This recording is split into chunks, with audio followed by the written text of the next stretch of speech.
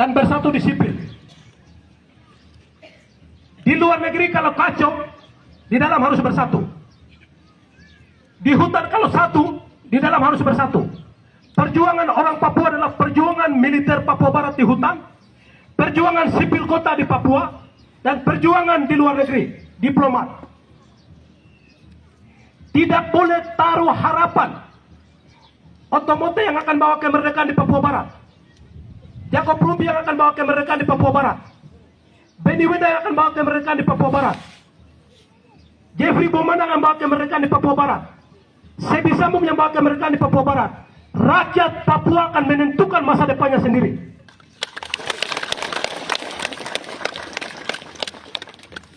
Kerja rakyat Papua akan mendukung kerja-kerja mereka di internasional. Tidak boleh gantungkan harapan perjuangan politik bangsa ini kepada mereka. Mereka adalah pesuruh-pesuruh rakyat bangsa Papua. Mereka adalah pesuruh-pesuruh rakyat bangsa Papua. Mereka bukan dewa, mereka adalah pekerja rakyat Papua. Kita adalah pejuang. Rakyat adalah pejuang. Itu kondisi di luar negeri. Ikuti semua orang Papua di media di mana, ikuti perkembangan di UNMP, ikuti sendiri, cerita sendiri di situ. KNPP tidak ada urusan dengan itu. Yang kedua, posisi Indonesia dalam keadaan kacau. Tidak ada uang. Utang kiri kanan rakyat Indonesia dalam keadaan masalah. Dampak kita hadapi. Untuk selamatkan Indonesia, dia menggadaikan pulau ini untuk selamatkan Indonesia. Rakyat Papua bersatu dan kasih keluar dia dari tanah ini.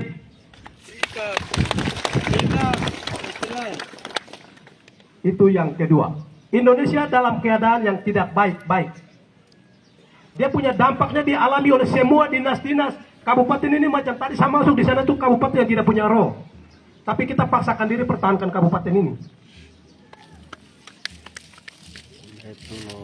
Itu menandakan bahwa negara ini membuat provinsi, membuat kabupaten itu hanya kepentingan meloloskan investasi ekonomi mereka.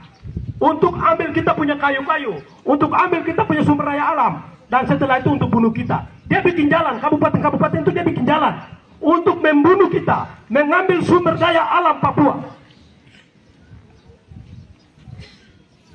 Padahal administrasi pemerintahan itu kacau, rakyat di tempat itu kacau, infrastruktur kacau.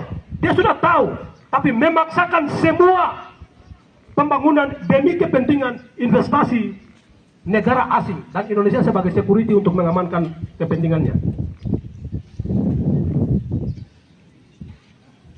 Yang ketiga, pesan tentang orang Papua.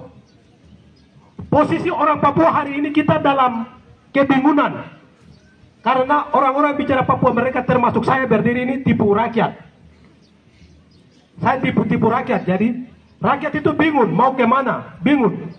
Ini juga Tuhan Yesus berdiri satu di sini, Tuhan Allah satu berdiri di sini, Raja satu berdiri di sana, Panglima satu berdiri di sini, rakyat bingung.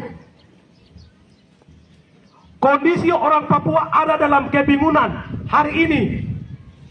Kita semua bingung.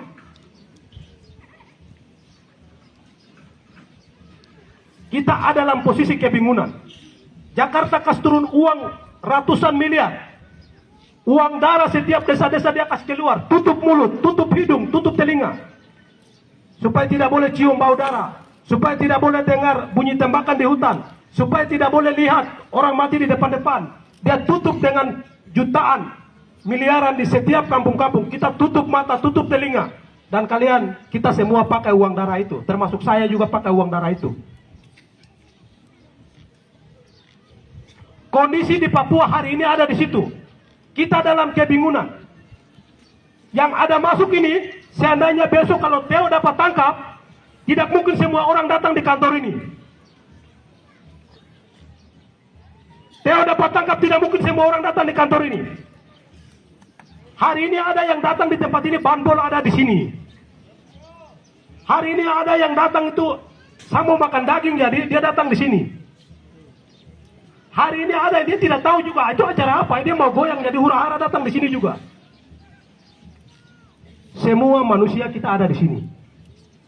Ketika kantor ini digerebek, ketika Theo ditangkap, tidak ada rakyat yang akan membela Theo. Semua akan bubar.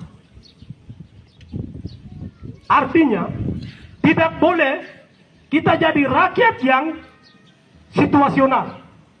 Jadi rakyat itu betul-betul rakyat yang terorganisir dalam struktur perlawanan. Rakyat sadar, bukan rakyat ikut-ikutan. Rakyat sadar ada di bawah komando kantor ini. Dengar komando politik dari kantor ini.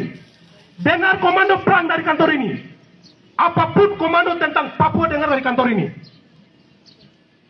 Boleh juga secara pribadi-pribadi, tapi secara organisasi, rakyat yang terorganisir ada di dalam struktur